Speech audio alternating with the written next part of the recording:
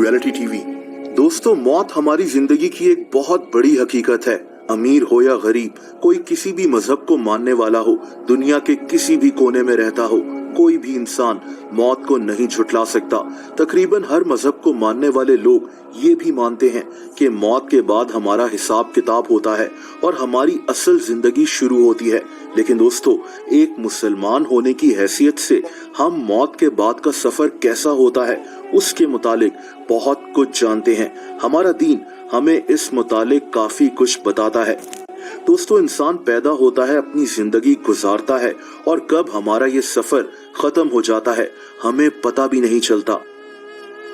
जब इंसान की मौत हो जाती है और इंसान को कब्र में उतारा जा रहा होता है तो मुर्दा उन लोगों के कदमों की आवाज सुन सकता है जो उसको दफनाकर वापस जा रहे होते हैं। और अब इंसान की रूह को आलम बरज़ख में रहना होता है। देखिए दोस्तों, रूह क्या होती है, हमारे पास इसकी बहुत लिमिटेड नॉलेज है। अल्लाह ताला कुरान पाक में सूरह इसरा में फरमाते हैं, और तुमसे रूह के बारे में सवाल करते हैं, कह दो कि वो मेरे परवरदिगार की एक शान है और तुम लोगों को बहुत ही कम इल्म दिया गया है।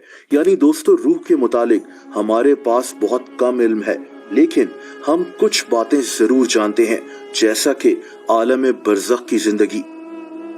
दोस्तों, मौत के बाद और क़यामत तक जिस जगह हमारी रूहें रहती हैं उसे आलम बरज़ख कहते हैं। ये हमारे मरने के बाद की जिंदगी होती है क़यामत तक के लिए।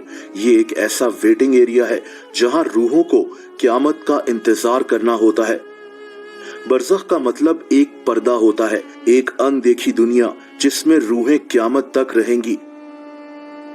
दोस्तों, आलम बरज़ख का मंजर एग्जैक्टली कैसा होगा ये तो अल्लाह ताला जानता है, लेकिन हम ये जरूर जानते हैं कि रूहों को उनके अमाल के मुताबिक क़यामत से पहले यहाँ रहना होगा।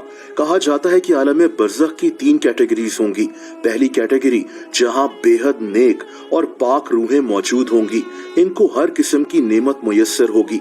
दूसरी कैटेगरी उन रूहों की होगी जिन पर कोई सख्ती नहीं होगी, ये रूहें भी आराम से आलम बरज़ख में मौजूद होंगी। और तीसरी कैटेगरी उन रूहों की होगी जो अल्लाह ताला की नाफरमान रूहें होंगी।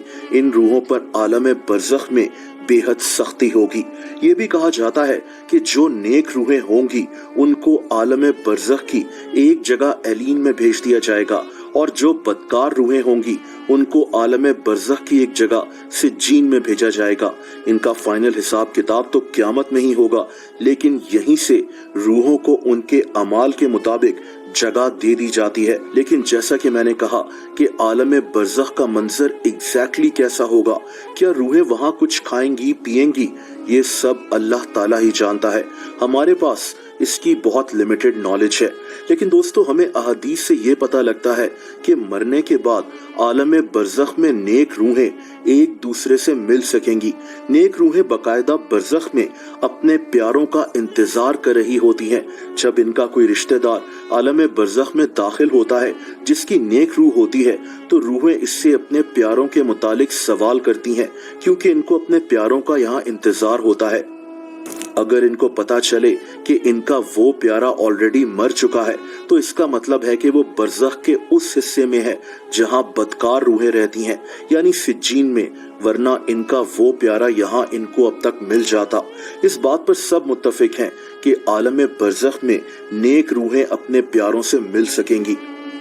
दोस्तों, आलम बरज़ख एक पर्दा है, एक ऐसी अनदेखी दुनिया जिसके मुतालिक बहुत कम इंफॉर्मेशन मौजूद है, लेकिन हम सबको मरने के बाद क़यामत तक इसी जगह रहना है। जैसा कि मैंने कहा कि आलम बरज़ख का मंजर एग्जैक्टली कैसा होगा ये तो अल्लाह ताला ही जानता है। दोस्तों, अगर आप मुझे इंस्टाग्राम पर फॉलो करना चाहें तो उसका लिंक नीचे डिस्क्रिप्शन में मौजूद है।